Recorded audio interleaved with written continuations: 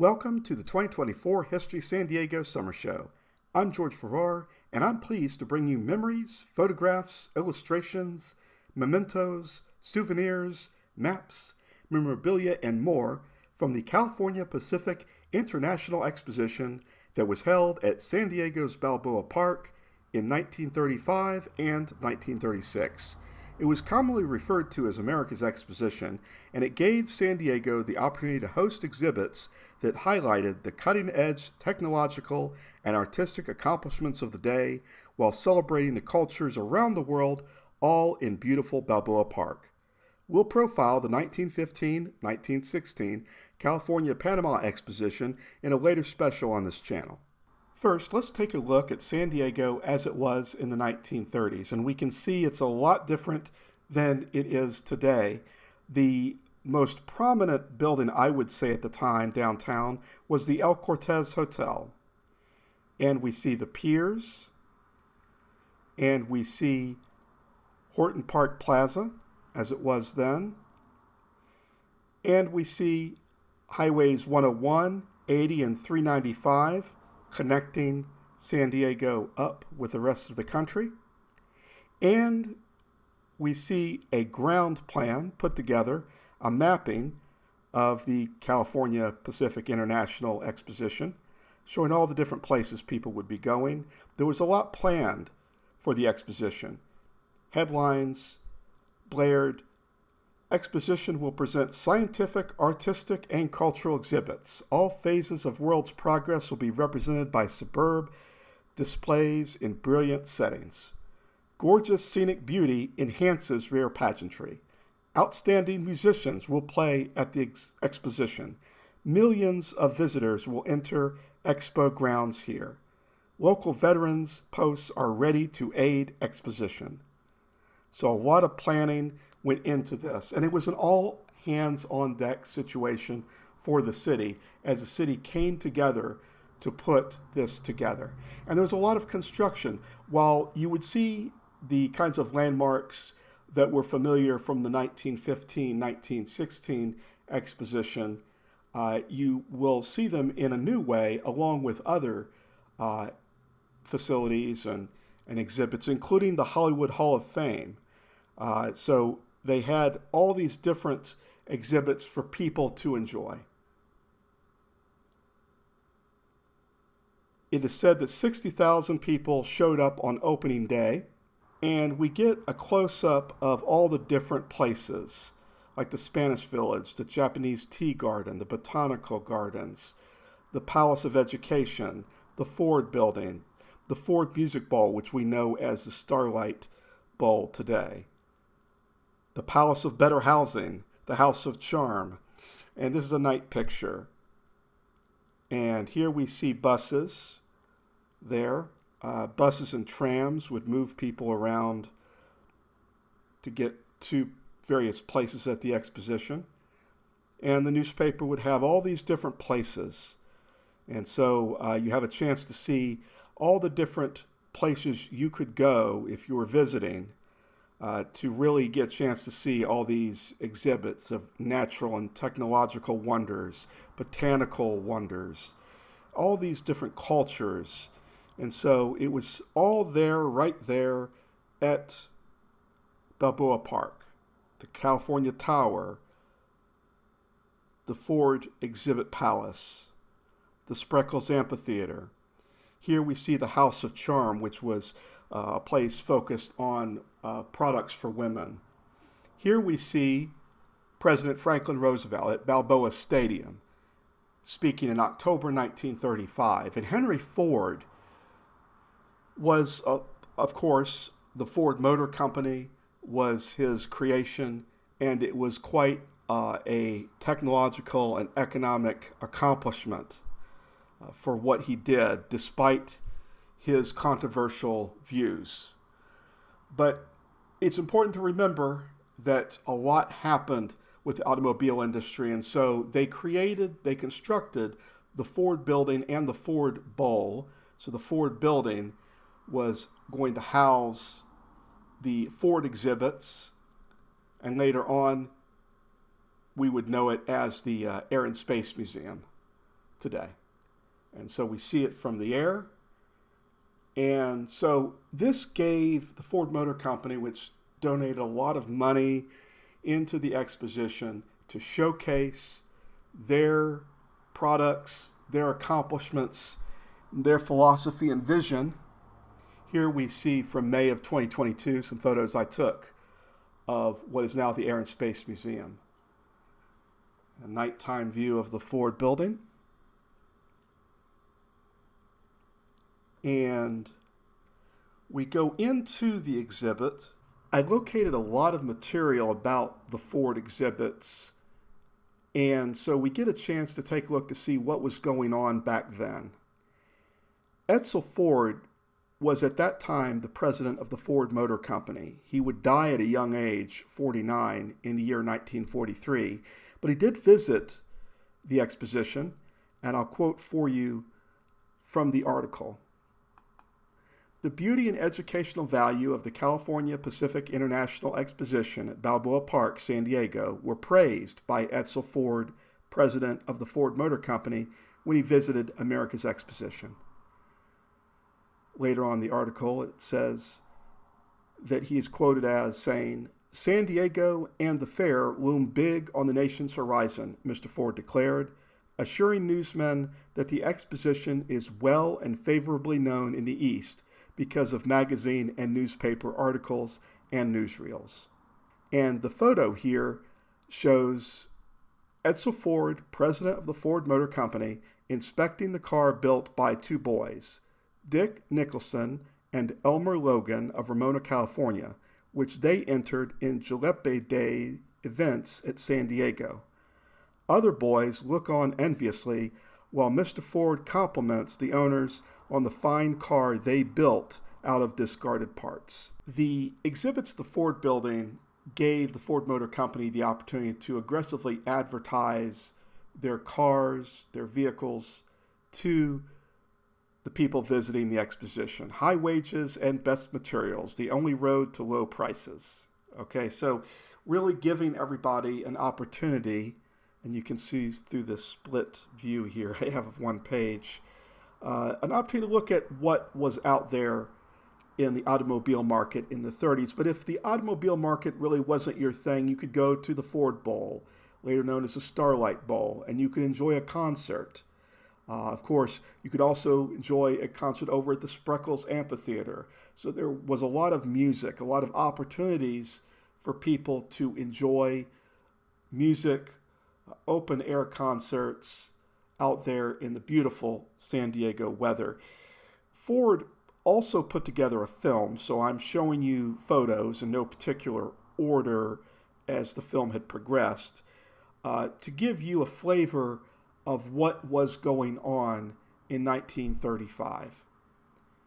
And the exposition would go on into a second phase of the exposition in 1936. So again, opportunities for people to gather, to enjoy music, culture, food, technology, learn, and at some point really be able to take in all the different cultures. Now, we may look at things a bit differently now, but certainly the times were very volatile.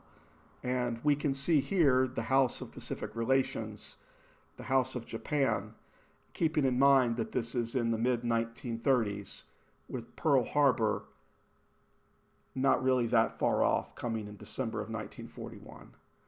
And of course, as we even encounter today, there was always a talk of a brighter future where an automated entity would give you what you commanded. But ultimately, really, this exposition was about the people that would visit, the people that would put it together, the people that funded it and got it all together. And of course, you know what? There were the midway rides, including a Ripley's Believe It or Not auditorium.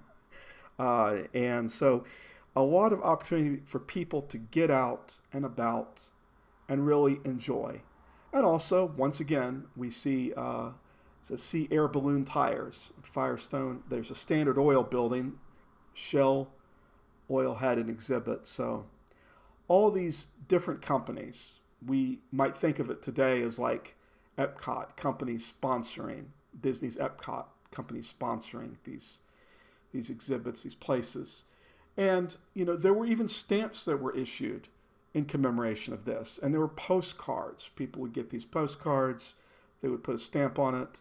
They would write that they were having a good time at the exposition. It would be postmarked, and it would be put into the mail and sent to wherever they put the address down at. And they even minted out coins in commemoration of the exposition, which I think was really, really neat. $50 pieces. So something really remarkable. Then there was the art, the murals that were painted, these visions of not only yesterday and today, but tomorrow, always a brighter future. We look back at the primitive past, and we see the present, and we see visions of the future.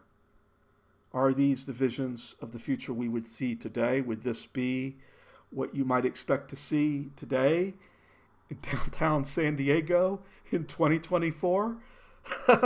So, we see the makes of helicopters, we see rocketry.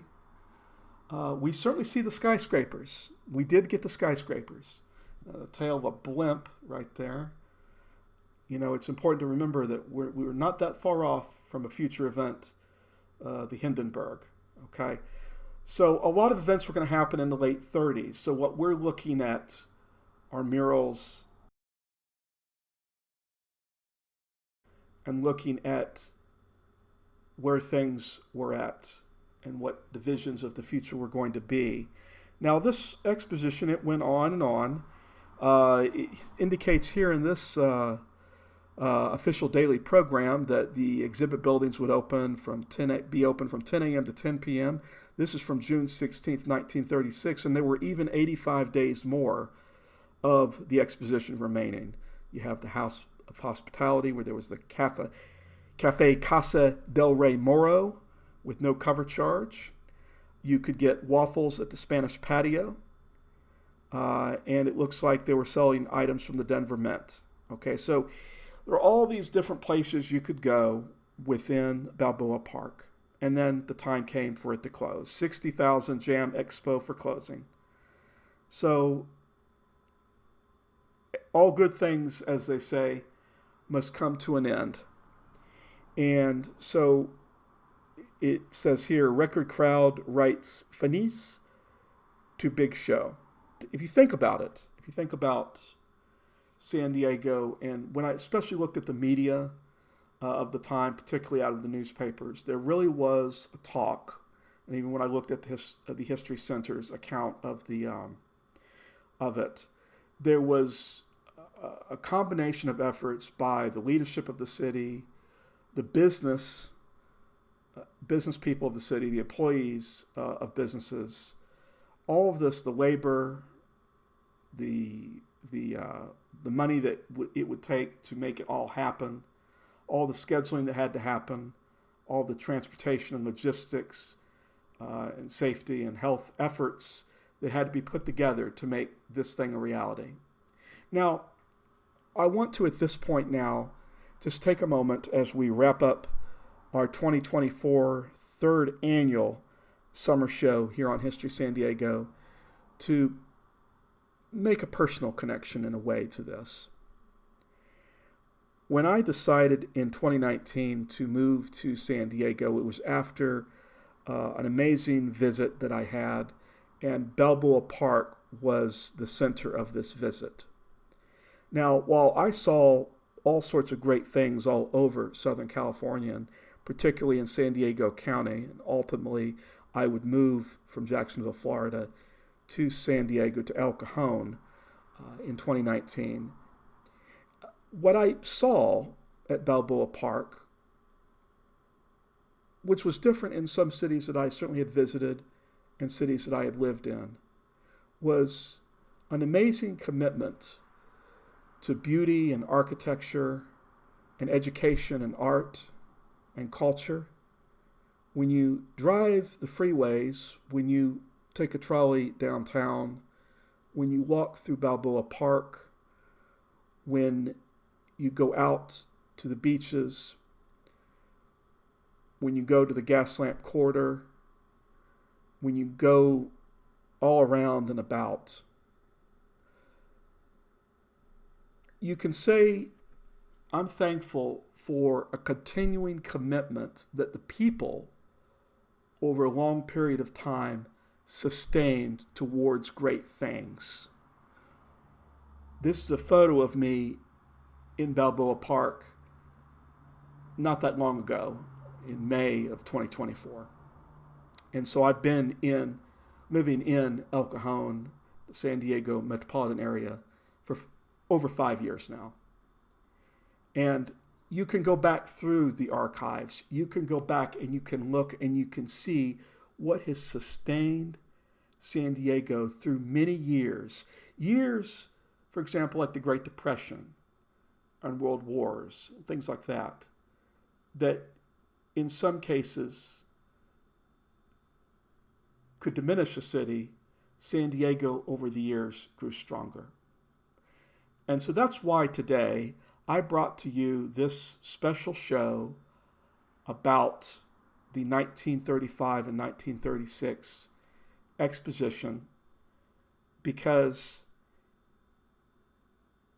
year by year we can see in San Diego's history a commitment of construction, of sustained involvement to create a better place. And that's why, if you look at any list these days of great places to live and where people want to live in the year 2024, it's San Diego, the San Diego metropolitan area. People want what San Diego's history had been working towards for over 100 years. So that's why I do History San Diego, right? And I want to now invite you, if you have not already done so, to please subscribe to History San Diego, to our YouTube channel. Please join us on Facebook, where there's a lot. Whenever I don't happen to have a show for you, I certainly have a lot for you on the Facebook page.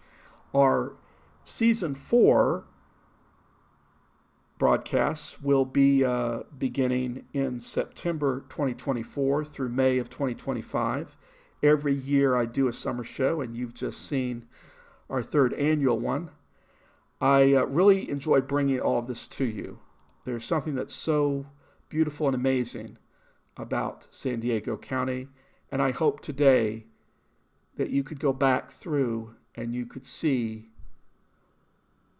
history in the making.